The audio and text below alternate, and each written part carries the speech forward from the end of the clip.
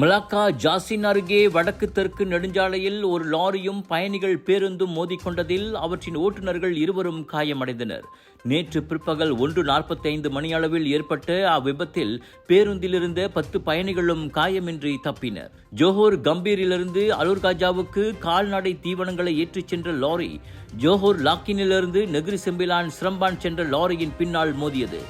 அதில் 69 வயது லாரி ஓட்டுநருக்கு தலையிலும் கையிலும் காயம் ஏற்பட்டது.